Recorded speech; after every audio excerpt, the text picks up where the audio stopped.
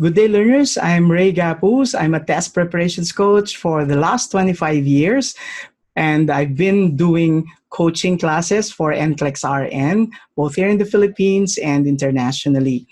I'm also an author of two test preparations guidebooks for the NCLEX RN, which are internationally published. My Western and my Eastern education has enabled me to come up with guidelines, which I call functional concepts. And these concepts are the ones that are helping nurses to deconstruct questions on the NCLEX RN. So I'd like to share with you some of these functional concepts as we engage in our learning sessions today.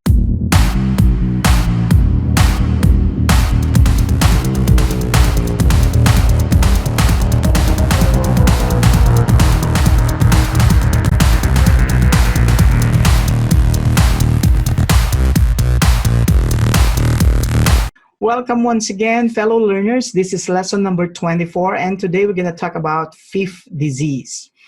Now you might be asking me, why is a disease called fifth disease? So if it's called fifth disease, could there also be a first disease, a second disease, a third disease, or even a fourth disease, or even a sixth disease after fifth disease?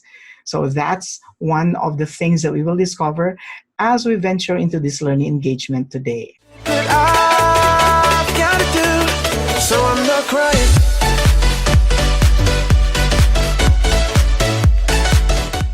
So let me begin with the question, how fifth disease got its name? Okay, now fifth disease actually got its name between the 1900s to 1905 when it was first described as erythema infectiosum. So it is actually given the name fifth disease because it is the fifth among the classical childhood illness that's characterized by skin rashes. So during those times, there are 5 conditions in which the manifestations would be skin rashes.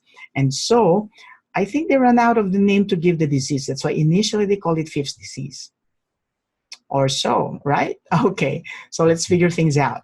So all of these disease conditions are characterized by a rash. So the first disease is what we call measles or rubiola.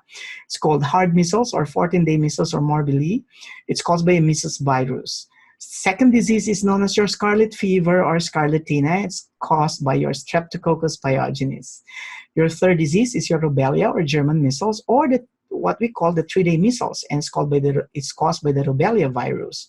The fourth disease is the Philotrodux disease or Ritter's disease or staphylococcal scalded skin syndrome, and it's caused by your Staphylococcus aureus. Now, there are authors, however, that no longer classifies your Philotrodux disease as the fourth disease. So for some authors, this diagnosis has ceased to be used. Okay, so it's no longer in use. And then we have your fifth disease, which in 1905 was given the name erythema infectiosum, and it's caused by your parvovirus B19. And after fifth disease, yes, we do have a sixth disease. It's called your rosola or your exanthem subitum or the sudden rash or 3-day fever.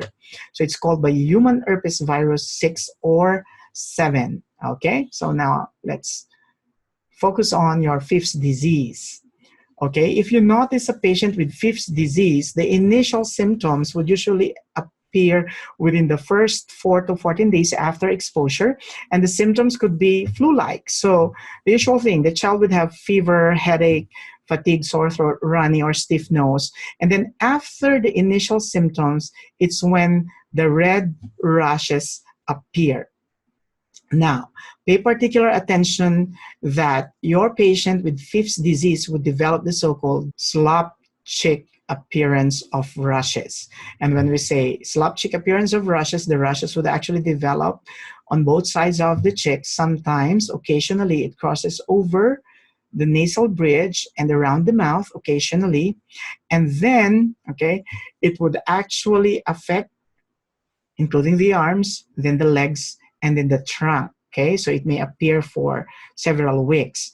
Now, pay particular attention that your slop cheek appearance of rashes would not be found on the nasolabial fold on the sides of the nose. There's not going to be any rashes there. But once again, if you notice from the picture that we have here, so the slop cheek appearance eventually becomes generalized. Now let's answer a question related to the concepts which we just learned. Here's a sample question. The nurse knows that in fifth disease, the slap cheek appearance of rashes is related to the formation of papules on the face. Which part of the body will the rashes affect? Select all that apply. As we said a while back, the rashes initially develop on the cheeks. So we put a check for option 1. And then occasionally it crosses over the nasal bridge. So we put a check for option 2. It does not affect the nasolabial fold. So we put an X for option 3. Occasionally could also go over the area around the mouth or the circumoral area, so we put a check for option 4. And then eventually it also develops in the arms and legs, so we put a check for both options 5 and 6. So the answers are 1, 2, 4, 5, and 6. Now remember the functional concept. Healthy people do not require treatment for fifth disease. Over-the-counter medications may help relieve the symptoms, so analgesics could actually address a patient's fever.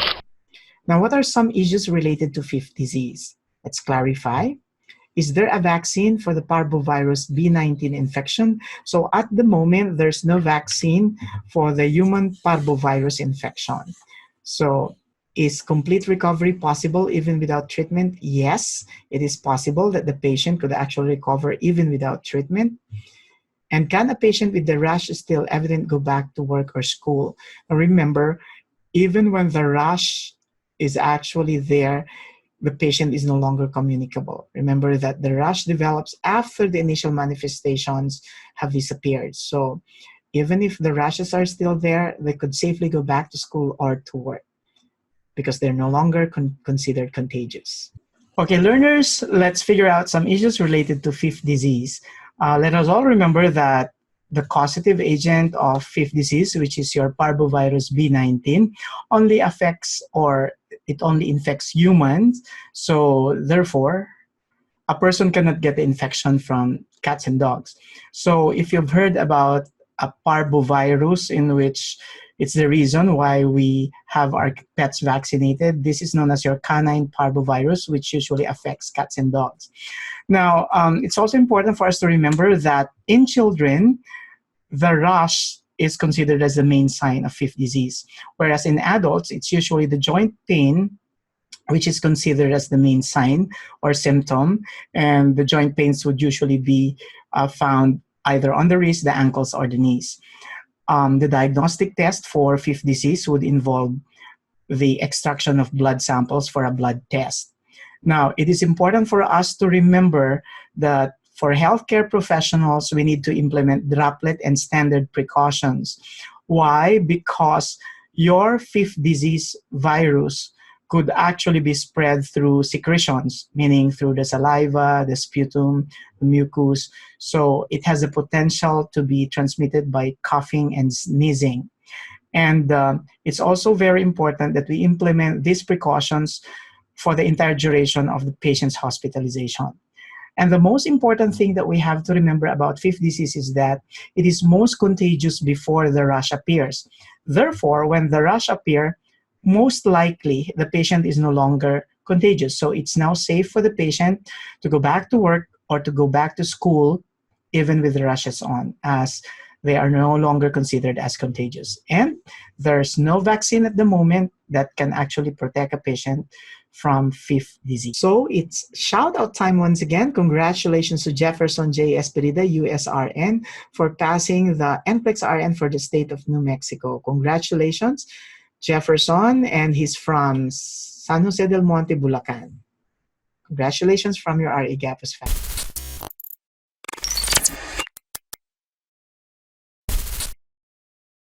So let's learn together. For more instructional videos, subscribe to my YouTube channel, Gapuz Mentors, and my Facebook page, Mentor Ray. If you have anything in mind that you want me to cover in my future videos, or if you're confused with some concepts and you want clarifications, please feel free to send me a note or a message through my email, mentor.raygapuz@gmail.com. And let's learn together. Disclaimer: The instructional tool is created to enable students to develop their test-taking skills. The question or questions and answers contained in this instructional video were patterned after the official publicly accessed samples from the RN test plan of the National Council of State Boards of Nursing, or NCSBN. The discussions and rationale presented in the video are based on the lecturer's research and are meant to provide an explanation for the answer or answers to the question or questions that is or are presented. The lecturer makes no claim, directly, implied, or otherwise, that the rationale discussed is officially endorsed by NCSBN.